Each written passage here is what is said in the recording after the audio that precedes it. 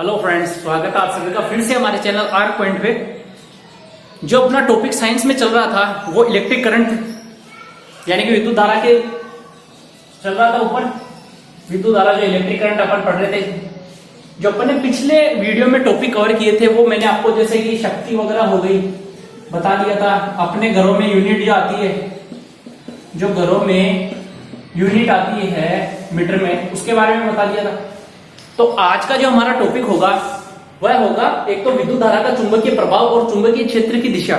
यानी कि विद्युत धारा किसी चालक में प्रवाहित करते हैं तो उसमें जो चेंजेस होते हैं वो चेंजेस क्या क्या होते हैं उसके बारे में अपन आज इसमें डिस्कस करेंगे।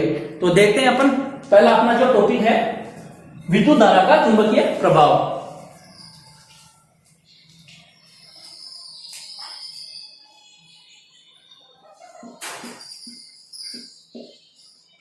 मैग्नेटिक इफेक्ट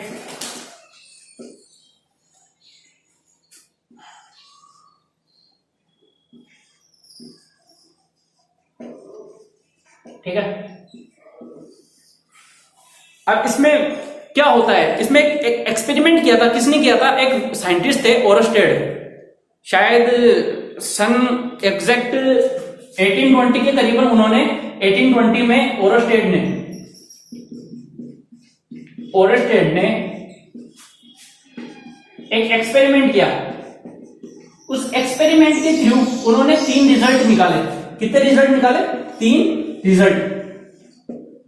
तो उन्होंने अपना जो स्टेटमेंट दिया उसमें क्या बताया कि जब अपन एक चालक में, कोई चालक है उसमें अगर धारा प्रवाहित करते हैं तो धारा प्रवाहित करने पर उस चालक के चारों तरफ, अब वो चारों तरफ कैसे भी हो सकता है, उस चालक के चारों तरफ एक चुंबकीय क्षेत्र उत्पन्न हो जाता है, मतलब प्रोड्यूस हो जाता है एक चुंबकीय क्षेत्र, मैग्नेटिक फील्ड प्रोड्यूस हो जाता है उस चालक के चारों तरफ। और जब इस चुंबकीय क्षेत्र के पास में अगर अपन एक चुंबकीय सुई, जिसे दिक् सुई भी बोलते हैं, क्या बोलते हैं? दिक् सुई। दिक् सुई इसलिए बोला जाता है क्योंकि इसमें ऐसे 2 मुंह रहते हैं, इसलिए उसको दिक् सुई बोलते हैं। अगर चुंबकीय सुई उस चुंबकीय क्षेत्र के पास में लाते हैं तो वह अपनी दिशा से विक्षेपित हो जाती है, मतलब डिस्टरबेंस हो जाता है उस चुंबकीय सुई में। या तो वो इधर जाएगी या वो इधर जाएगी या फिर वो सीधी रहेगी। अब वो देखते हैं अपन कि वो कैसे डिपेंड करती है, कैसे, तो मतलब किस किस दिशा में वो किस किस प्रकार से डिपेंड करती है। तो जो उनका स्टेटमेंट था वो आपको मैं वापस बता देता हूं। ओरस्टेड ने क्या कहा था? ओरस्टेड ने कहा था कि एक चालक कार है, एक चालक तार में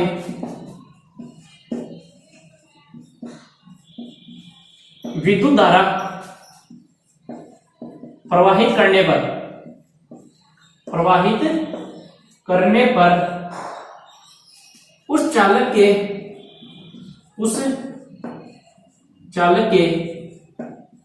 चारों ओर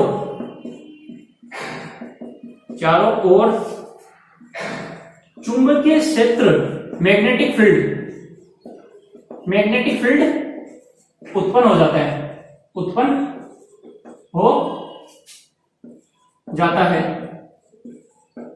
ठीक है। और जब इस चुंबकीय क्षेत्र के पास में, चुंबकीय क्षेत्र के पास जब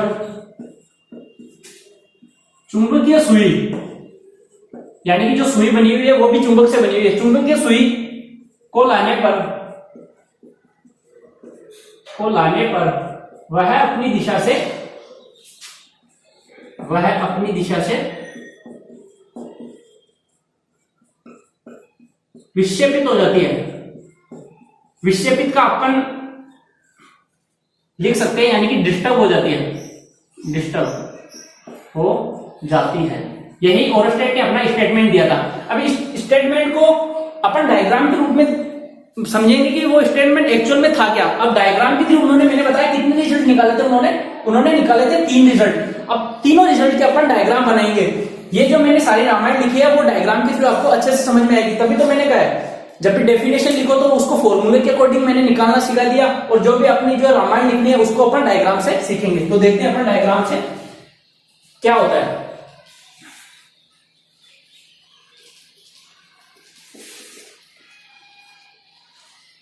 गौर कीजिएगा इधर, मैं डायग्राम बना रहा हूं।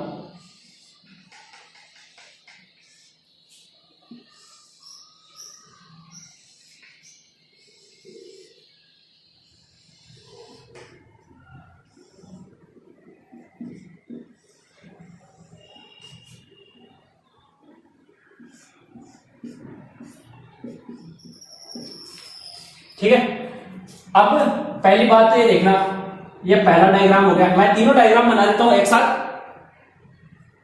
बन जाएंगे शायद मेरे हिसाब से, या फिर अलग अलग बता देता हूं। ठीक है, अब तीनों डायग्राम देखना पहले आप।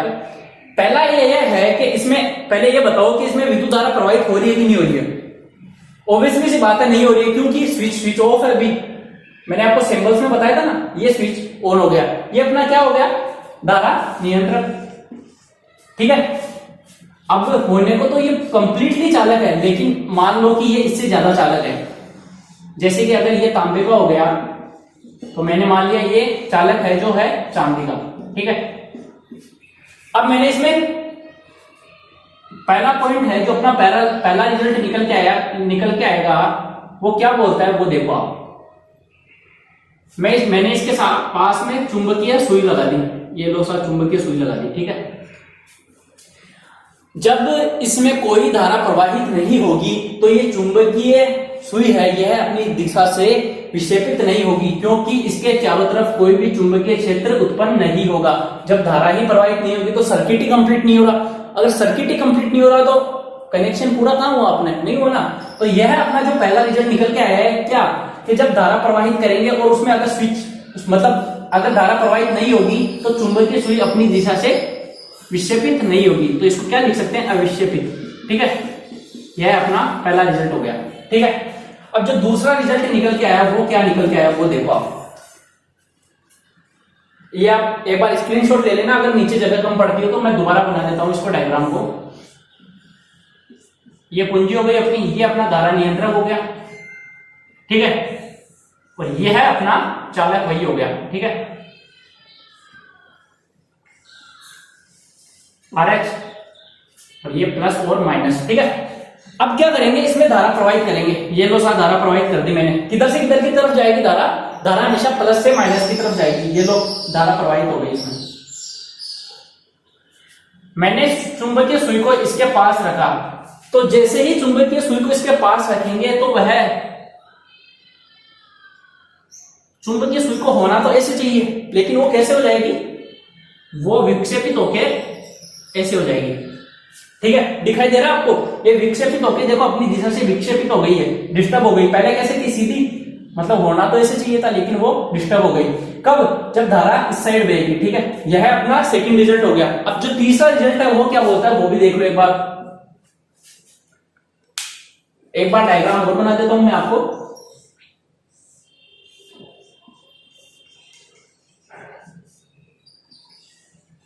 यह है अपना वापस चालक हो गया, और ये अपना धारा नियंत्रक हो गया RH।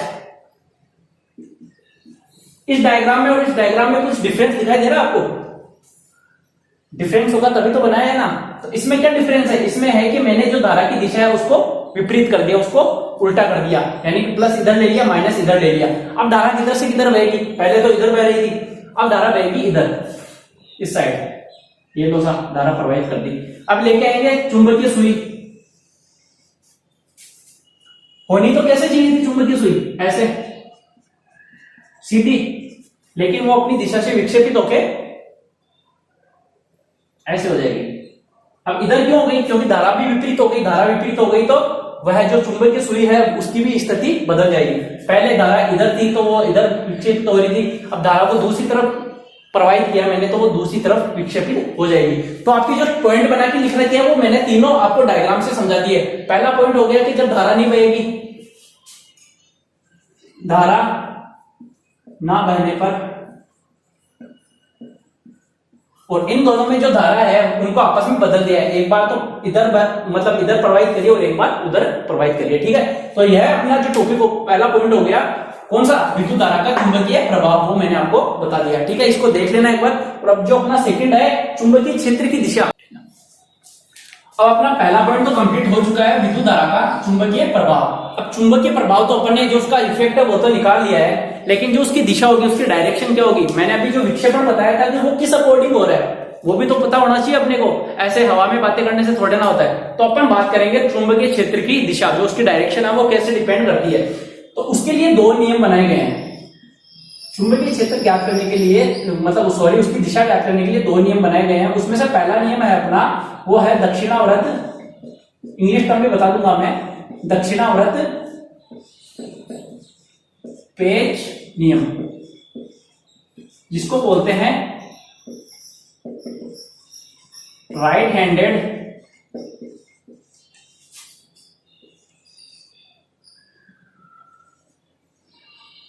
Cork, sorry cork, right handed cork और स्क्रू नियम, स्क्रू लॉ, यह पहला नियम है। और जो सेकंड है अपना, सच में शेयर है ना, और जो सेकंड है अपना वो है right hand law, right hand law, यानी कि पहले इंग्लिश हिंदी जो भी है, यानी कि दक्षिण हस्त नियम, दक्षिण हस्त नियम। अब देखो इसमें फिर मैं बता रहा हूं कि अपन पहले डायग्राम सीखेंगे, उसके बाद में जो भी उसके बारे में जानना है वो उसके बाद में देखेंगे। तो पहले अपना दक्षिणावर्त पेंच का नियम, स्क्रू नियम है जो राइट हैंडेड। अब क्या करेंगे, जैसे कि मान लिया मैंने ये बना दिया एक स्क्रू, ठीक है, ये मैंने स्क्रू बना दिया, ठीक है। अब क्या करेंगे, मान लेते हैं कि इस स्क्रू को एक सिंपल एग्जांपल के रूप में बताता हूं। मान लिया मैंने ये स्क्रू है, ठीक है, इस तरफ इसका वो जो कसने वाला है एरिया वो है और इस तरफ इसकी नोक है, ठीक है। मैंने इसको इस तरफ कसा, मान लो मैं इसको इस तरफ कस रहा हूं, तो ये अंदर की तरफ ऐसे ही जाएगा ना, अंदर ऐसे ही जाएगा, ये इस साइड ही जाएगा अंदर। तो जो इसके अंदर जाने की, जो इसके आगे बढ़ने की दिशा होगी, आगे बढ़ने की जो इसकी दिशा होगी, किसकी, पेंच की आगे बढ़ने की दिशा, वो अगर धारा की दिशा हो, वो है अगर धारा की दिशा हो, अभी बता देता हूं मैं आपको एक बार तो वो कैसे घूमेगा, ऐसे ही घूमेगा ना। हमेशा पेज अपन ऐसे ही कसते हैं कि वो ऐसे घूमता रहता है और अंदर जाता रहता है, ऐसे ही होता है ना। तो जो ये वाली इसकी डायरेक्शन है घूमने की, यानी कि क्लॉकवाइज, वह इसकी चुंबकीय क्षेत्र दिशा हो जाएगी, जो इसकी क्लॉकवाइज डायरेक्शन है। अब आपको वहां पे क्लॉकवाइज नहीं लिखना है, क्योंकि मैं तो आपको बता रहा हूं कि ये क्लॉकवाइज होगी। तो इस डायग्राम के अकॉर्डिंग जो क्लॉकवाइज डायरेक्शन है, जो क्लॉकवाइज दिशा है, वह है उसकी चुंबकीय क्षेत्र की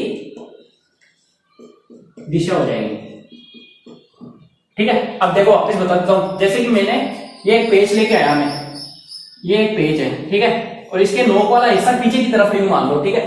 अब मैंने इसको कसा, ऐसे ही कसूंगा ना मैं इधर, मतलब जो भी है अपना इसको, मतलब जो भी है अपना पेचकस वगैरह लगा के इधर ही कसूंगा। तो ये जैसे जैसे आगे बढ़ता जाएगा, तो आगे बढ़ने की दिशा क्या होगी, हमेशा धारा की दिशा, और जो इसके चारों तरफ घूमने की दिशा होगी वो क्या कहलाएगी, इसकी चुंबकीय क्षेत्र की दिशा। तो अपना जो पहला नियम है वो अपना कंप्लीट हो गया। और जो सेकंड नियम है वो देखो क्या है, जो सेकंड नियम है वो देखो क्या है कि इसको मैं हटा देता हूं। जो सेकंड नियम है अपना वो है कि मैंने एक हाथ बना दिया, ये लो, ये अपना अंगूठा हो गया, थोड़ा एडजस्ट कर लेना, ठीक है।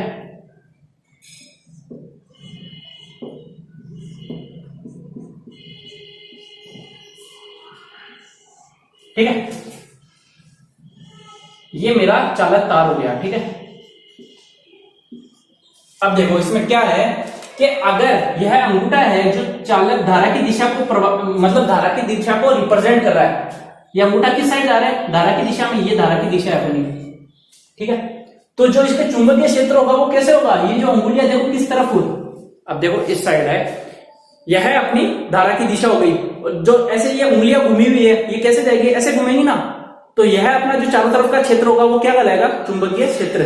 कब, जब अंगूठा धारा की दिशा में अपन पकड़ के रखेंगे। आप चाहे तो इसको ऐसे भी रख सकते हो, कोई दिक्कत वाली बात नहीं है। अगर धारा की दिशा ये है, ठीक है, अगर ये धारा की दिशा क्या हो गई, अंगूठे वाली धारा की दिशा है, तो ये देखो जो ये अंगुलियां घूमी हुई है, ऐसे घूमेंगी ना, अंगुलियां जो घूमी हुई है वो क्या कहलाएंगी, वही कहलाएंगी अपना चुंबकीय क्षेत्र। तो ये जो अपना चुंबकीय क्षेत्र होगा वो कैसे होगा, ऐसे, ये अपना कहलाएगा चुंबकीय क्षेत्र की दिशा। ठीक है, तो मैंने आपको दोनों पॉइंट बता दिए। अगर फिर भी नहीं समझ में आता है या फिर आपको लगता है कि मैंने कुछ ज्यादा स्पीड में बताया तो आप मेरे को कमेंट करके वापस बताना। तो सर टाइम हो गया, तो आज के लिए इतना ही। ठीक है, और अगर कुछ समझ में नहीं आता तो आप बेझिझक होकर क्वेश्चन पूछिए। तो आज के लिए इतना ही, धन्यवाद, ख्याल रखिएगा अपना।